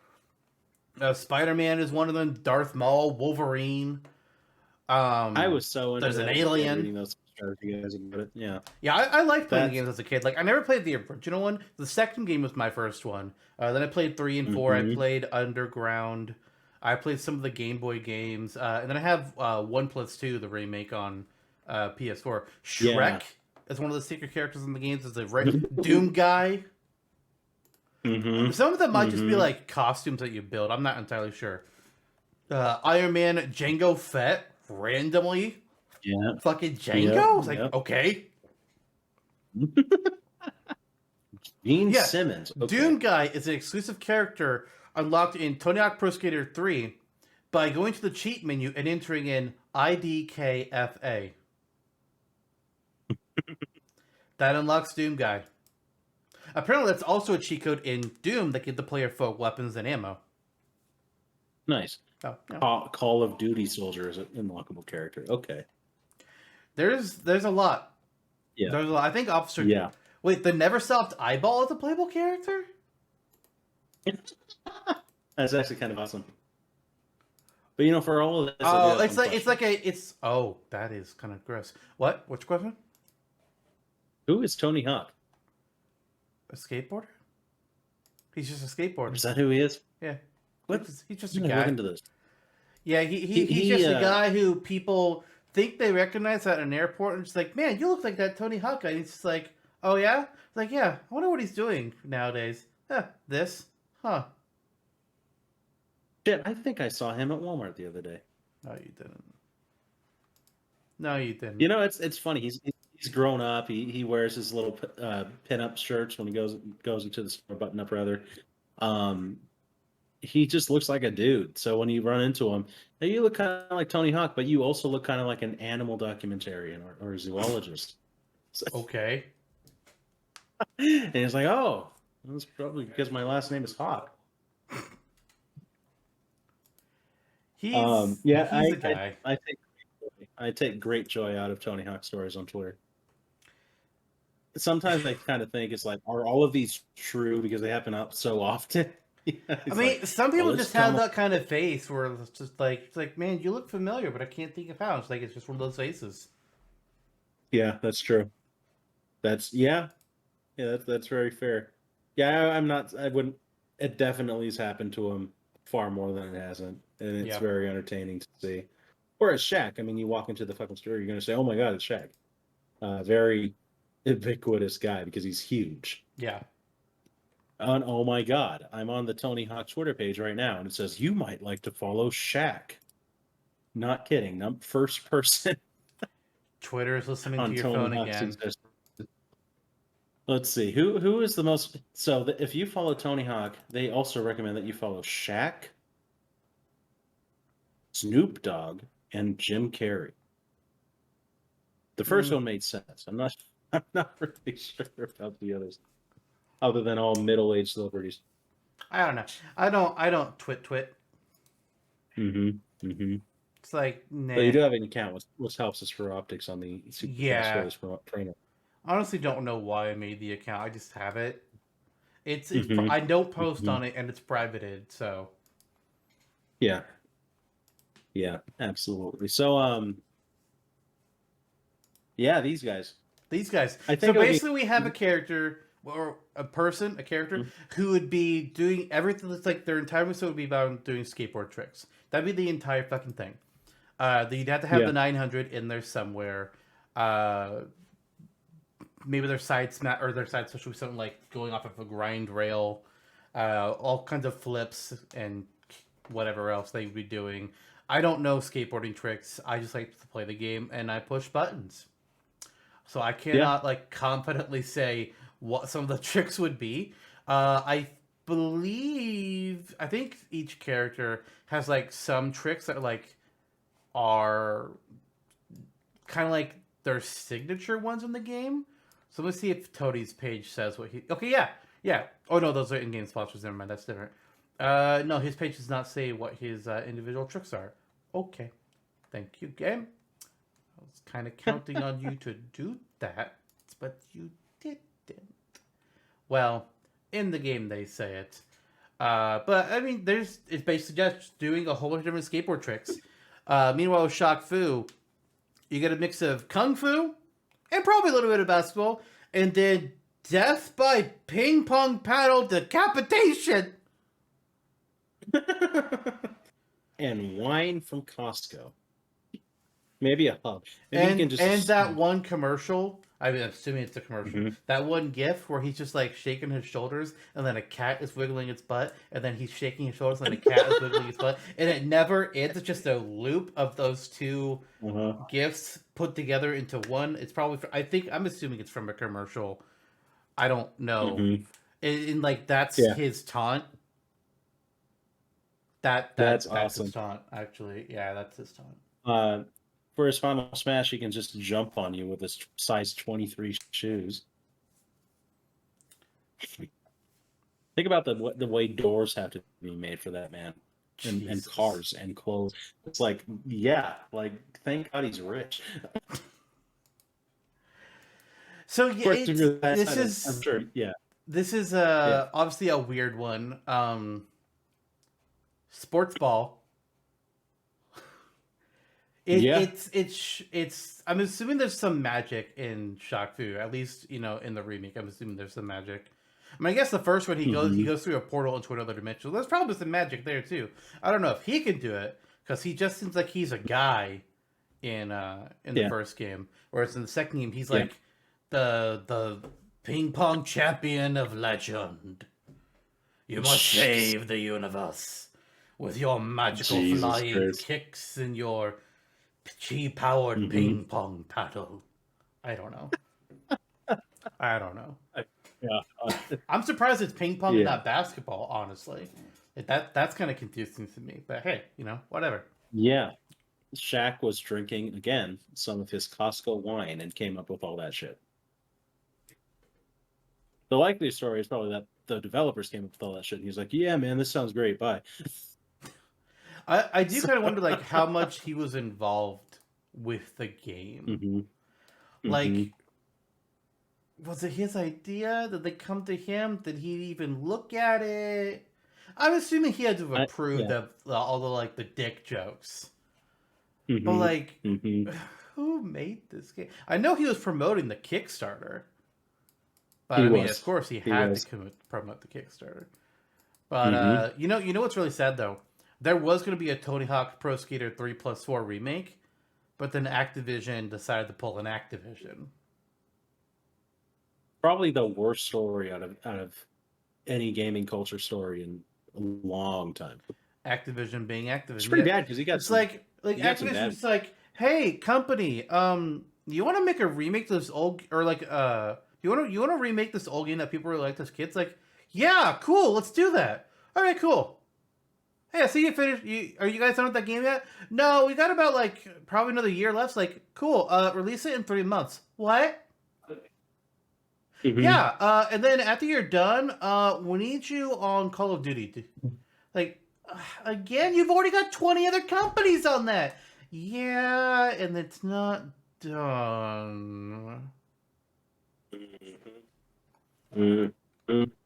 God. Horrible company. Yes. They made some good games in the past and horrible company. Spyro crashed this. It's just unfortunate. Hopefully Microsoft can turn it around, but they got a lot of work to clean up. Yeah, so again, Tony, you've got a character who's There's Crash the good news Bandicoot is, gear in Tony Hawk in the remake?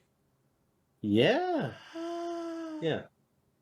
Oh my god, how do You I gotta go get play it? I don't even know what this looks like. You gotta. Good news is a character who skates. You do not have that in Smash. It would be a focused skateboarding moveset, and that in itself would be kind of entertaining. It's a white t-shirt with a picture of Crash. It's a small picture. Oh, okay. Okay. That's too bad. That's too bad. I'm disappointed. I was hoping like I was hoping for like the old Crash Bandicoot mascot guy from the Pizza Hut commercials. Mm-hmm. Yeah. That's where my line went too. That's too bad. Too bad. They didn't even have fake item box in there, huh? No. No, too bad. Or metal crate? No? Okay. And then as you say, Shaq Fu with Shaq. I'm imagining that would be the basis for the character, and then you'd have basketball influence as well, especially with LeBron having a basketball influence moveset in Multiverses. It can kind of just pull from that and say, okay, there you go. Yeah. There you go. But with magic. Yeah, with magic. The magic of Kung Fu from an alternate dimension and a reboot with ping pong. And Obama's there. Yes. That was probably Shaq's executive decision. He's like, I don't care what else you do, but you should put Obama in it. You just like listen. Okay. Shaq Fu has Obama, but Tony Hawk has Jack Black. Yep. Who was the better president? I mean, Jack Black. Put that on record, yeah. Probably because he wasn't one, and that automatically saves his record. Anyway. Although you can never trust a man in a tunic. It kind of goes both ways. He was also Eddie Riggs. Wow, Jack Black has done a lot. Yes. What a guy. He's a fun guy. He's a cool guy. I think we've gotten to the point. It's a weird matchup. The characters are where they lay. Shaq has maybe a little more meat on his bones. Shaq has basketball, ping pong, and kung shit. fu, and potentially magic. Mm-hmm. Tony Hawk has a skateboard. It's Tony. As always, Tony Hawk is Tony Hawk. Yes. And he has a skateboard, and you can do numerous different tricks with it. That would be pretty cool. If they pull it off, it could be a pretty concentrated moveset. I could see enjoying that sort of thing. As far as who's moving on, I mean, I vote for Tony Hawk. There you go. Yeah, I mean that was gonna come from the start. Either which way. I mean, the games are better than Shaq Fu. They're not embarrassing. When we found out that the cities were named after dicks, I kind of wanted to go for Tony at the beginning. We were talking earlier about how I need to pick another game to watch. I need to find a Let's Play of Shaq Fu. I need to watch Shaq Fu. I need to do it. Oh God. I have to find out how bad it is. Yeah. I was gonna say there are games that are recognized for being good. Before the Kickstarter campaign for the remake, Shaq Fu was one of those games that was just a joke. Like people talked about it as like an embarrassment to gaming. Mm-hmm. It wasn't on the level of Superman 64 or E.T. for the Atari, but nobody talked good about it. Mm-hmm. Mm-hmm. And now we have a Legend Reborn. It's just like, what? Okay. Yeah, so A Legend Reborn apparently is better than the original, which isn't. That's not saying much. Yeah, it has a 49% on Metacritic. Some All games right. are good because they're good. Some games are good because they're so bad they're good. That's true. It's true. This seems to fall into like Ninja Bread Man That's territory. like Xenoblade Chronicles, right? Yeah, Yeah, it's so bad it's good. horrible game. Worst Horrible game ever. They should not have. They should have only made one. Xenoblade Warriors. Though. They should have only made Xenoblade Chronicles X. I would. Yes. Yeah. I want. Okay. That was like sacrilegious. Next thing you know, we're going to be saying Activision is a good company. That's what all the lines are saying. Tora is the Tony best Lemmings. character. There you go. Ursula as well. Tatsu is also the best character. Rosa! That one guy that just says man all the time is the best character. He's a mob boss. Yes. I also vote Tony Hawk. All right, there it is. I mean, where is it going to go? I mean, Shaq as a guy is very, very entertaining guy. I enjoy seeing his shit, just like I enjoy seeing Tony Hawk. But the games are better on one end, where that kind of influences it. Yeah. And I talked about it on this podcast previously, where it's like, okay, a skateboarding guy would be interesting for some reason that fits a weird little niche where I am entertained. Like every single one of his attacks, be it a special, standard, smash attack, aerial, every single one would be some form of skateboard trick. Absolutely. So it'll be interesting to see Tony go up against potentially anybody off of this previous list. We'll see how far he goes compared to Spider-Man or Ronald McDonald. Yeah. I think he may have a little bit more of a chance than Ronald, but we'll see. We'll see.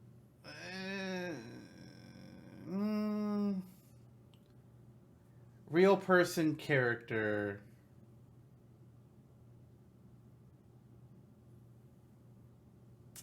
Yeah. Anywho. Don't shoot Tony in the foot right away. He already does that every time he walks to a Starbucks and isn't recognized. Anyways, that's going to be the end for our Smash or Dash discussion today. Both these two characters, the Lemmings and Tony Hawk, will reappear in our Tournament of Champions coming up in 3 episodes. But next episode will begin, as always, our 3-episode finale of the season. And it's an on-topic episode. We're doing another roster game like we did last time. But this time, it's going to be better, less long. It's gonna be whereas last time we were just like adding a character from a bunch of different companies in Smash. This time we're just like actually making a roster under a very defined set of rules. So we'll see you all then. Absolutely. See you all then.